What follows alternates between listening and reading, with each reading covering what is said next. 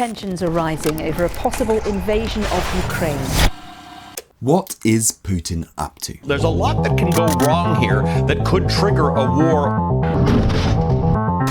And I'm not just talking about now. For years, the West has been trying to understand how Putin thinks. We're back to the question that we've heard so often. What is Vladimir Putin thinking? What is he planning? It's a question that has haunted 5 US presidents. What does Vladimir Putin want? Well, when I was researching this topic, I came across something kind of crazy. A book published even before Putin came to power that appears to lay out his every move. The invasion of Georgia in 2008, the annexation of Crimea in 2014, even the operations to support Brexit and to seed social conflict in the US. It was all argued for in this book, Osnovi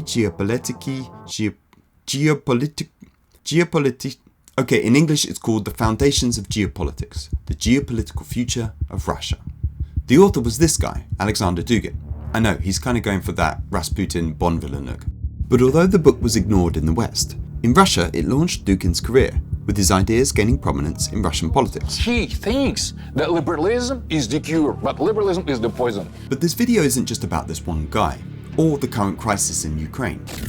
Rather, it's about something bigger, an idea that will help explain the news not just now, but in the future too. It's the idea right here in the title of this book, Geopolitics. In many parts of the world, geopolitics is highly influential, but it's less well known to us in the West, partly because, as we'll see, it has a dark and unexpected history. And the way to explain all this is to go back to where we began, Russia. Set off a global fight over water. The Arctic. The South China Sea. This story is a very human drama, but the backdrop, that's geopolitics. The word geopolitics is often used in a general way, something vaguely to do with international relations, but actually it has a more precise meaning, the way geography affects politics.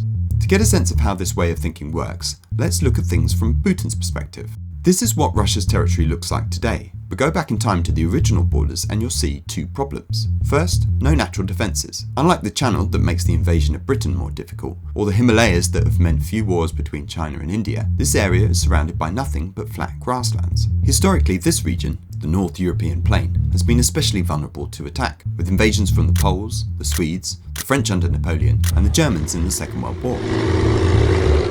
Russia's response to this weakness has been expansion, so that by 1900 its territory reached north to the Arctic Sea, east to take in the huge frozen expanse of Siberia, south to take in the Caucasus and Central Asia, and west, occupying the plains that today are Poland, Belarus, and Ukraine. The idea was to create a buffer zone, a place to retreat from, with attacking armies slowly defeated by the huge distances and savage conditions. The second problem is the lack of ports that could be used all year round, because although Russia has thousands of miles of coastline, for many months the ports on this coastline look like this. In fact, there's only one warm water port anywhere near Russian territory, here in this area of Ukraine called Crimea.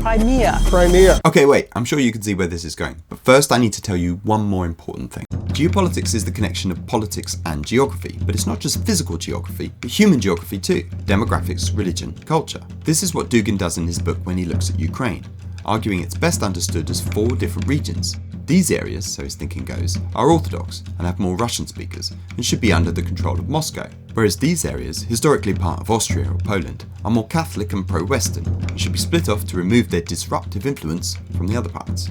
Okay, like much of what Dugin says, I don't have time to go into the dark implications of what he's saying. I mean, the idea of splitting up a country based on its ethnocultural groups has a pretty dark history. But the main point from a geopolitics perspective is that different parts of Ukraine have different attitudes towards Russia, and that's partly based on the underlying demographics. And that's going to become important because now I want to bring together these various elements to tell the geopolitical story of Russia and Ukraine. Okay, let's do this. At the end of the Second World War, the Russian leader, Stalin, remembering Hitler's recent invasion of Russia across the North European plain, takes over this area, and for the next 40 years, Russia keeps it under brutal control. But then, in 1989, the USSR starts to crumble, and 2 years later, these countries become independent.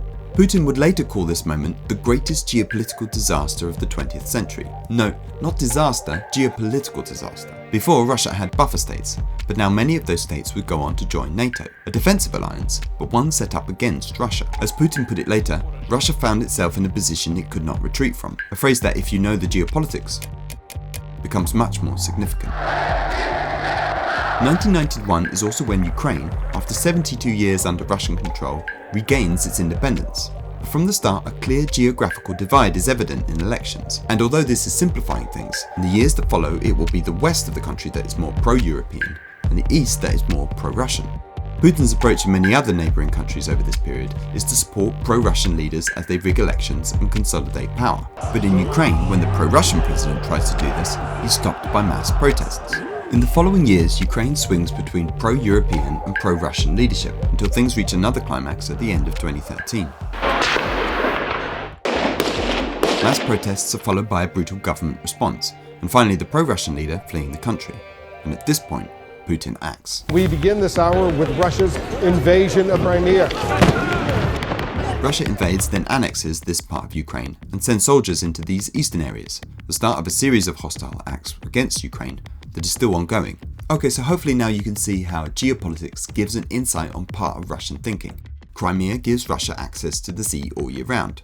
Attacks stop Ukraine from joining NATO, keeping its rival out of this part of the North European plain. And looking at the human geography reveals why these eastern areas are easiest for Russia to control, and why doing the same in the western areas would be much harder. But while all of this is useful to understand, I'm not saying this means we have to accept Russia's actions. Putin always argues that Russia is the victim, its neighbouring countries pulled into NATO and the EU until Russia is surrounded, part of a policy of containment that goes back, as he sees it, not just to the Cold War, but to centuries of Western actions designed to keep the Russian Empire in place.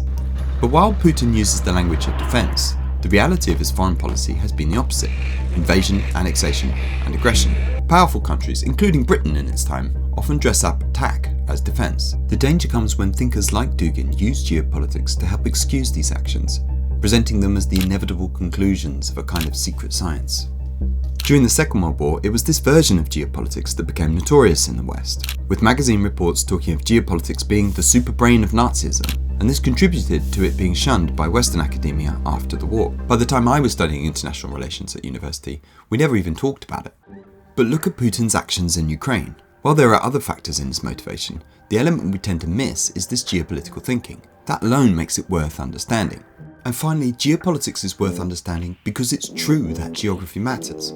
It's an important factor that shapes how things work. With the internet and globalization, it's easy to forget that space, real physical space, matters. And if we want to understand the news, we'd be wrong to underestimate its importance. Hey, thanks for watching. I should say it's a pretty fast changing situation in Ukraine right now, but with this series it's the ideas behind the news. So I'm trying to give you something that will be valuable even after today's latest breaking headlines or whatever is old news. What I'm sharing is hopefully still valuable and useful to you.